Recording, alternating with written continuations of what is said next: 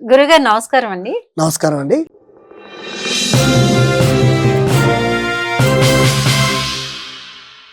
ఏడో సంఖ్య వారికి ఎలా ఉండబోతుంది కొత్త సంవత్సరం, అట్లాగే రెమెడీ ఏం చెప్పబోతున్నారు?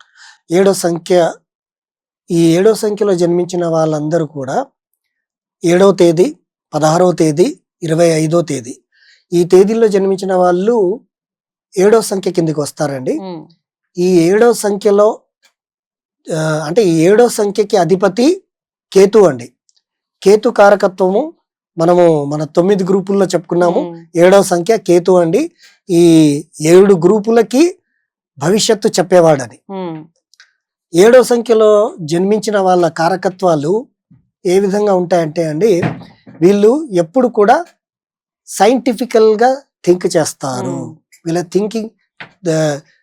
థింక్ ఆఫ్ ది వే ఎలా ఉంటుందంటే సైంటిఫిక్ గా, అంటే డీప్ రీసెర్చ్ గా వీళ్ళు థింక్ చేస్తూ ఉంటారు. అండ్ వీళ్ళకు భవిష్యత్తు తెలుసుకోవాలన్నా, ఏదన్నా మనకు పురాతనమైనటువంటి విషయాలు ఏం తెలుసుకోవాలన్నా ఇట్లాంటి వాటిలో ఆసక్తి ఎక్కువగా ఉంటుంది. ఎక్కువగా మక్కువ చూపిస్తూ ఉంటారు. కేతు కారకత్వం అనేది ఉంటుంది. వీళ్ళు ఎవరిని కూడా గుడ్డిగా నమ్మకూడదు అన్నమాట. ఈ సంఖ్యలో జన్మించిన వాళ్ళు వాళ్ళకు బాగా తెలిసిన వాళ్ళ ఇంటి మనుషులకు తప్ప ఎవరిని కూడా వీళ్ళు ఎంతగా నమ్ముతారో అంతగా మోసపోతూ ఉంటారు. అలాంటి కారకత్వం వీళ్ళకు ఉంటుంది.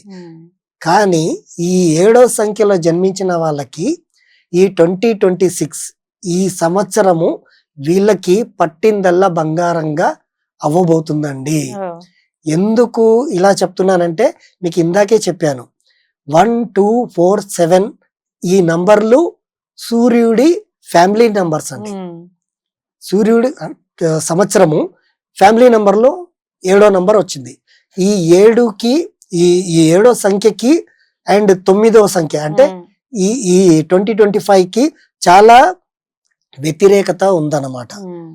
ఈ సంవత్సరంలో ఎన్నైతే నష్టాలు వీళ్ళు పొందారో ఈ 2026లో చాలా లాభాలు పొందబోతున్నారు.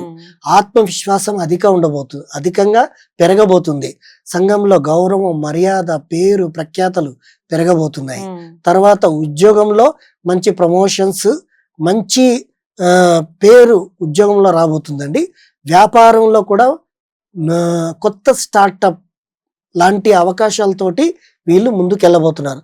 మొదటి 3 నెలలు వదిలేస్తే ఏప్రిల్ నుండి వీళ్ళకి మంచి అభివృద్ధిలోకి వీళ్ళు వెళ్ళబోతున్నారండి. తర్వాత విద్యార్థులకు గత సంవత్సరం ఎంత స్ట్రగల్ చేశారో ఈ సంవత్సరం మంచి మార్కులతో రాబోతున్నారు అండ్ సక్సెస్ అవ్వబోతున్నారండి. అలాగే కుటుంబ సౌఖ్యం కూడా, కుటుంబంలో వీళ్ళకి వీరి మాట వినడము, వీళ్ళకి గౌరవ మర్యాద కుటుంబంలో అందరికి ఉంటాయి.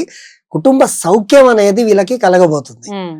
అండ్ ఆరోగ్యపరంగా ఏమైనా సమస్యలు ఉంటే కూడా ఈ సంవత్సరము అలాంటి ఆరోగ్య సమస్యలన్నీ కూడా తీరబోతున్నాయి. అండ్ ఎంత పట్టిందల్లా బంగారం అవుతుందని చెప్పినా వీరు కూడా రెమెడీ చెయ్యక తప్పదు. రెమెడీ చిట్కా ఏమిటి అంటే అదే రెమెడీ అండి. సూర్యుడికి గాయత్రి మంత్రంతో 3 సార్లు నీళ్లు సమర్పించడం, జలం అనేది సమర్పించడం, అండ్ 4వసారి నీళ్లు చేతిలో తీసుకొని ఈ సంవత్సరం అంతా నాకు బాగుండాలి అని వారి యొక్క విష్ చెప్పుకొని, విష్ అంటే మన కోరిక చెప్పుకొని ఆ నీళ్లు తాగడంతో వారికి ఈ సంవత్సరం అంతా కూడా బాగుంటుంది. చాలా శుభ ఫలితంగా ఈ సంవత్సరం వీరికి అనుకూలంగా ఉండబోతుందని చెప్పడంలో ఎలాంటి సందేహం లేదండి. ఓకే గురుగారు, నమస్కారం. నమస్కారం.